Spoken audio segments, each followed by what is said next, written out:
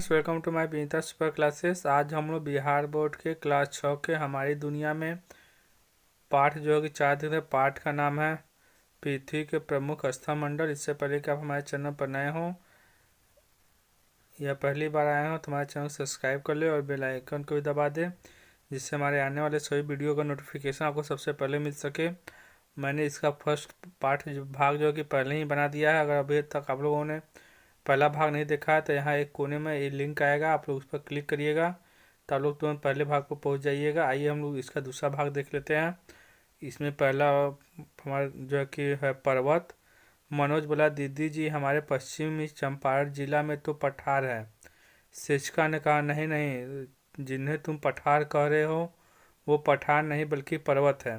मनोज बोल रहा है कि दीदी हमारे पश्चिम चंपारण में जो है कि पठार है। तो दीदी कह रही है शिक्षिका, नहीं नहीं, तुम जिसे पठार समझ रहे हो पठार नहीं बल्कि क्या है, पर्वत है। क्योंकि पर्वतों के ऊपरी हिस्से सपाट नहीं होते और वे आसपास के क्षेत्रों से बहुत संकीर्ण होते हैं। मैडम कह रहे हैं कि जो पर्वत होता है उसका ऊपरी सिरा ऐसे सपाट नहीं होता है, जबकि कैसे होता है, इस तरह से ऊंचा खाली होता है, ऐसे ऐसे। और वे आसपास से क्या होता है, बहुत संकीर्ण होते हैं, यहाँ ऐसे संकीर्ण होते हैं। ये लंबी श्रृंखला के रूप में फैले होते हैं। ये ऐसे ऐसे ऐसे ऐसे लंबी श्रृंखला के रूप में फैले होते हैं। ऐसी श्रृंखला को पर्वत श्रेणी कहते हैं। इस जो श्रृंखला में फैले होते हैं इससे हम लोग क्या कहते हैं, पर्वत श्रेणी कहते हैं। बहुत ऊंचे होने के कारण कुछ पर्वतों पर हमेशा बर्फ जमी रहती है। देखिए, जिस पर्वत की ऊंचाई काफ़ी हाई होगा वहाँ क्या होगा, बर्फ़ जमा रहेगा यहाँ पे। और जो पर्वत की ऊंचाई ज़्यादा नहीं होगा वहाँ बर्फ़ नहीं जमा रहेगा। हमारा नेपाल का हिमालय पर्वत है जो क्या है, बर्फ़ जमा रहता है क्योंकि वो बहुत सारी ऊंचाई पर है। इनमें से कई नदियाँ निकलती हैं। जब बर्फ़ है तो उसमें से क्या, बहुत सारी नदियाँ निकलती है। भारत में हिमालय पर्वत बर्फ़ जमी रहती है और वहाँ कई नदियाँ भी निकलती है। देखिए, भारत का हिमालय पर्वत जो है उसमें क्या हमेशा बर्फ़ जमा रहता है और वहाँ से भी जो कि कई नदियाँ निकलती है, जैसे गंगा। अरावली पर्वत पर बर्फ़ तो नहीं जमी रहती परंतु वहाँ भी वर्षा जल के कारण नदियाँ निकलती है। भारत में अरावली पर्वत है, उस पर तो बर्फ़ नहीं जमा रहता है, लेकिन वर्षा के कारण वहाँ से भी नदियाँ निकलती है। हम लोग आगे देख लेते हैं।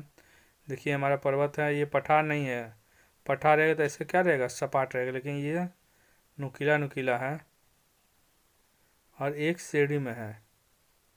देखिए, ये नुकीला बना हुआ है, इसी तरह से ये बनते हुए चला गया है।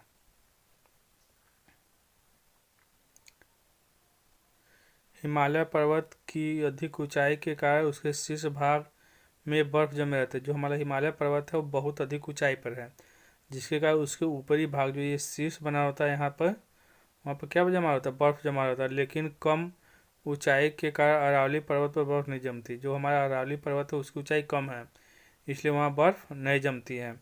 लेकिन हाल ही के दिनों में वहाँ भी बर्फबारी हुई है। मनोज ने कहा, मनोज कह रहा कि दीदी हाल ही के दिनों में वहाँ भी तो कुछ बर्फबारी हुई है।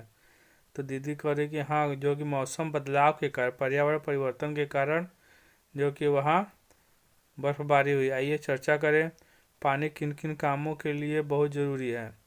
देखिए, पहला पानी का काम पीने के लिए, दूसरा कपड़ा साफ करने के लिए, नहाने के लिए, सिंचाई के लिए। आप जहाँ आप रहते हैं वहाँ पानी के क्या क्या साधन है, सॉरी। तो प्यारे बच्चों, हम लोग जहाँ रहते हैं वहाँ क्या है, हमारा नहर है, चापाकल है, नदी भी है, हैंड जो है कि बोरिंग भी है, स्टेट बोरिंग। हम लोग आगे देख लेते हैं। देखिए, पर्वतों का आकार एक जैसा नहीं होता। बिहार में बड़े पर्वतों तो नहीं है किंतु छोटी छोटी पहाड़ियाँ जरूर हैं। कह रहे बिहार में बड़े पर्वत तो नहीं है किंतु छोटी छोटी पहाड़ियाँ जरूर है, जिन्हें आप राजगीर, गिरियक, बराबर, हवेली, खड़गपुर और मंदार हिल में जाकर देख सकते हैं। देखिए, हम लोग राजगीर जो घूमने जाते हैं तो वहाँ भी हमें पर्वत पहाड़ छोटे छोटे दिखाई देते हैं। ये इनकी ऊंचाई जो कि हिमालय पर्वत जैसा नहीं है, लेकिन ये छोटे छोटे पहाड़ियाँ हैं। उन्होंने आगे कहा, पर्वत से निकलने वाली नदियों के जल का उपयोग सिंचाई तथा पन बिजली उत्पादन में किए जाते हैं। कह रही है कि जो पर्वत से नदियाँ निकलती हैं उनका उपयोग हम उनके जल का उपयोग हम लोग कहाँ करते हैं, सिंचाई में करते हैं और बिजली पैदा करने में करते हैं। पर्वतों पर कई प्रकार की वनस्पतियाँ तथा जीव जंतु पाए जाते हैं। पर्वतों पर भी कई प्रकार की वनस्पतियाँ होती है, एक भी प्रकार की वनस्पति होंगी नहीं, और कई प्रकार के जीव जंतु भी पाए जाते हैं। इनसे हमें लकड़ियाँ, चारा, औषधियाँ आदि प्राप्त होते हैं। इन वनों से हमें क्या प्राप्त होते हैं, वनस्पतियों से हमें लकड़ियाँ प्राप्त होती हैं, पशुओं के लिए चारा प्राप्त होती है और बहुत सारी औषधियाँ प्राप्त होती हैं। पर्वत पर्यावरण संरक्षण एवं वर्षा कराने में सहायक होते हैं। देखिए, ये पर्वत हमारे पर्यावरण संरक्षण तथा वर्षा कराने में सहायक होते हैं। परंतु पर्वतों पर यातायात कठिन होता है, यहाँ खेती करना भी कठिन होता है। खेती करने के लिए किसानों को सीढ़ीदार खेत बनाने पड़ते हैं। अब देखिए, यहाँ खेत बनाया हुआ है, ये कुछ ऊंचाई पे यहाँ ऐसे समतल हो गया है, तो यहाँ से मेड़ बांध दिया तो इसका पानी फिर यहाँ इकट्ठा होगा, फिर यहाँ मेड़बंदी किया सीढ़ी नुमा, जैसे सीढ़ी चढ़ रहा है, यहाँ चढ़ा, यहाँ यहाँ ऐसे ऐसे सीढ़ी नुमा खेत होगा। इधर भी इसी प्रकार से है सीढ़ी नुमा। हम लोग आगे देख लेते हैं। घने जंगल, अत्यधिक ऊंचाई एवं परिवहन का अभाव होने से यहाँ पर जीवन मैदानों की अपेक्षा कठिन होता है। देखिए, अगर मैदान की अपेक्षा स्वाभाविक बात है कि वहाँ जीवन क्यों कठिन होगा, क्योंकि वहाँ घने जंगल होते हैं, अधिक ऊंचाई पर ऑक्सीजन कम होगा, परिवहन का भी अभाव होगा आने जाने का, मोबाइल टावर भी आराम से नहीं, अच्छे से नहीं पकड़ेगा, जिससे उनका जीवन कठिन हो जाता है। पर्वतारोहण का खेल अधिक ऊंचाई वाले पर्वतों पर होता है। देखिए, पर्वतारोहण मतलब पहाड़ों पर चढ़ने वाला खेल अधिक ऊंचाई वाले पर्वतों पर होता है। सैलानियों के लिए यहाँ पर्यटक स्थल आकर्षण का केंद्र होते हैं। जो बाहर से घूमने आते हैं ये पर्वत देखते हैं और वहाँ आकर्षित होते हैं। पहाड़ जहाँ बर्फ़ जमी होती है वहाँ पर कई लोग स्काईइंग करते हैं। शिमला और कश्मीर में पर्यटक इसका खूब आनंद लेते हैं। शिमला और कश्मीर में देखिए, ये हमारे पर्वतारोही हैं, ये ऊंचे ऊंचे जहाँ बर्फ़ जमी हुई है, क्या चढ़ रहे हैं।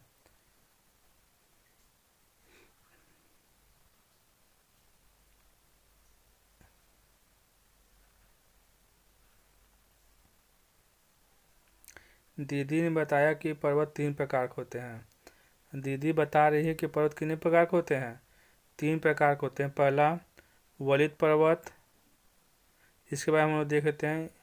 इनकी सतह उबड़ खाबड़ एवं शिखर शंक्वाकार होती है। इनका शिखर कैसे होगा, ऐसे होगा जैसे भारत का हिमालय पर्वत तथा दक्षिण अमेरिका का एंडीज पर्वत। हम लोग दूसरा देख लेते हैं वनस्कंथन पर्वत। पृथ्वी का आंतरिक हलचलों के कारण पृथ्वी पर दरारें पड़ जाती है, 2 दरारों के बीच का भाग ऊपर उठ जाता है, इस ऊंचे हुए भाग को वनस्कंथन पर्वत कहा जाता है। भारत का सतपुड़ा पर्वत इसका अच्छा उदाहरण। देखिए, 2 सेल आपस में यहाँ टकराएंगे तो यहाँ दबाव उत्पन्न होती है, धीरे धीरे धीरे दबाव के कारण यहाँ की मिट्टी क्या होगा, ये ऊपर हो जाएगा।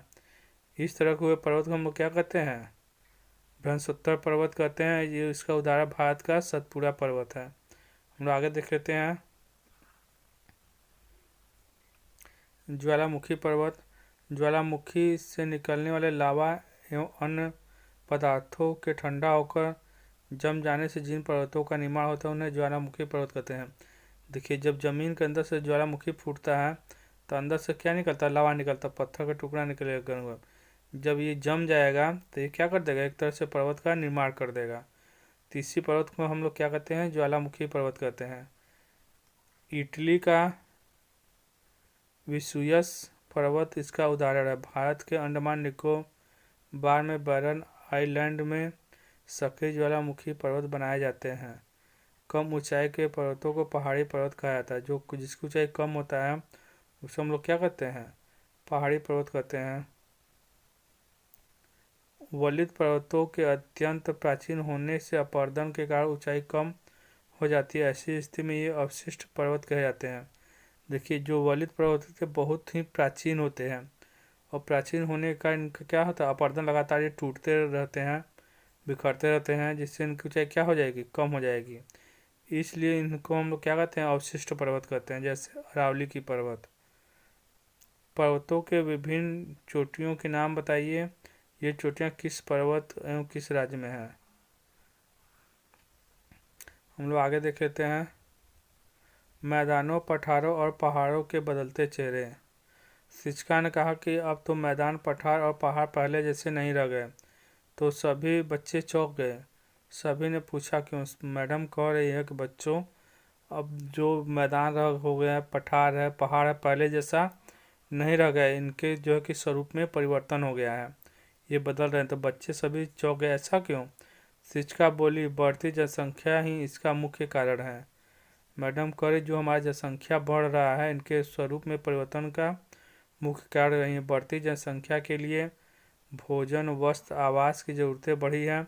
पहाड़ों पर लोग बसने लगे हैं, पर्यटक पहुंचने लगे, वनों को काटा जा रहा है, इससे वहाँ प्रदूषण भी बढ़ा है। मैडम कह रही जो जनसंख्या बढ़ रहा है उसके लिए भोजन का व्यवस्था करना, पहनने के लिए वस्त्र का व्यवस्था करना, रहने के लिए आवास या घर बनाना। ये लोग ज़मीन कम पाते लोग क्या कर रहे हैं, पहाड़ों पर रह रहे हैं और जंगल को काट रहे हैं, जिससे वहाँ प्रदूषण बढ़ रहा है। सड़क निर्माण के लिए इन्हीं पठारों और पहाड़ों को काटा जा रहा है, जिनसे ये विलुप्त होते जा रहे हैं।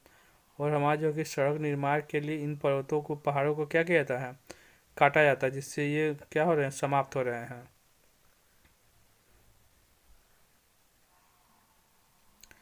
मैदानों में परिवहन, जल, समतल भूमि की उपलब्धता के कारण कल कारखाने लगे हैं। देखिए हमारे मैदान में जो कि परिवहन का सुविधा रहा है, जल है, समतल भूमि है, के कारण यहाँ का है, कल कारखाने लगे हुए हैं बहुत सारे, जिससे आबादी काफ़ी घनी हो गई है। और यहाँ की आबादी क्या हो गया, बहुत घना हो गया है। कल कारखानों के लिए खनिजों की उपलब्धता पठारों से है। देखिए कल कारखानों के लिए खनिज कहाँ से आता है, ये पठारों के अंदर से निकलता है, इसलिए पठारों का दोहन हो रहा है। इसलिए हम लोग पठारों का बहुत ज़्यादा उपयोग कर रहे हैं। इन सब की प्रकृति सुंदरता घटी है। इन सबों के कारण क्या होता है, प्राकृतिक सुंदरता हमारा घट रहा। पठारों तक प्रदूषण बढ़ा है और वन क्षेत्र घटे हैं। और हम पठार को जो है कि काटेंगे तो उस पर जो वन है वो भी क्या हो जाएंगे, कट जाएंगे। मैदानी भागों में सहज उपलब्ध भूजल का जबरदस्त उपभोग कृषि कार्यों में, कल कारखानों में, आवासीय कार्यों में हुआ है, इसलिए इसका भी दोहन हो रहा है। देखिए मैदानी भागों में जो सहज भूजल है उसका भी बहुत अधिक उपयोग हो रहा है। कहाँ, हम लोग कृषि कार्य में कर रहे हैं, आजकल गहन खेती कर रहे हैं उसमें भी कर रहे हैं, कल कारखाने में कर रहे हैं भूमि का उपयोग, आवास बनाने में भूमि जल का उपयोग कर रहे हैं। इसलिए इसका मात्रा जो कि स्तर क्या रहा, भूजल नीचे गिरता जा रहा है।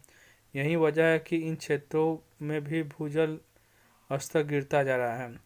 इससे जल संकट पैदा हो रहा है। आने वाले दिनों में भी हमें गिरते भूजल स्तर की समस्या का ज़बरदस्त सामना करना पड़ेगा। अगर हम लोग अपनी आदतों को नहीं सुधारेंगे तो आने वाले समय में हमें ज़बरदस्त जो कि पानी का समस्या उत्पन्न हो जाएगा। पहाड़ों पर निर्मित घरों के लिए उपयोग में आने वाली निर्माण सामग्रियों की सूची बनाइए। देखिए पहाड़ों पर जो घर बनेगा उसमें पत्थर लगेगा, सीमेंट लगेगा, लकड़ी लगेगा, ये सब लगेगा। आइए हम लोग अभ्यास देख लेते हैं। इसमें सही विकल्प को चुने। बिहार में सोन नदी किस तरह के क्षेत्र से होकर गुजरती है। हमारा जो कि सेन नदी पठार क्षेत्रों से होकर गुजरती है। और दूसरा, वाल्मीकि नगर बिहार के किस क्षेत्र में अवस्थित है।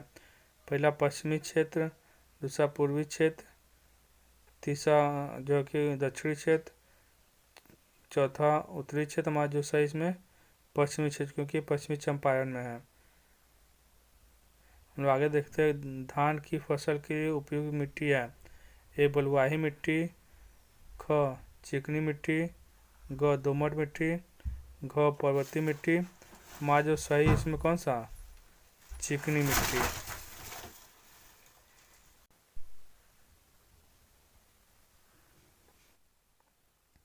5वां है प्राकृतिक वातावरण के बदलते स्वरूप का मुख्य कारण क्या? बढ़ती, इसमें क्या बढ़ेगा? हमारी जनसंख्या बढ़ाएगा, जनसंख्या है। प्यारे बच्चों मैं इसका एक अलग वीडियो बना दूंगा ऐसे क्वेश्चन का, आप लोग वहाँ जाकर देख सकते हैं। प्यारे बच्चों वीडियो पसंद आए तो लाइक करें, चैनल को सब्सक्राइब करें और अपने दोस्तों के साथ शेयर करना ना भूलें। आपका लाइक करना ही हमारे मेहनत का फल है। गर्व से कहें हम सब भारतीय है। जय हिंद, जय भारत।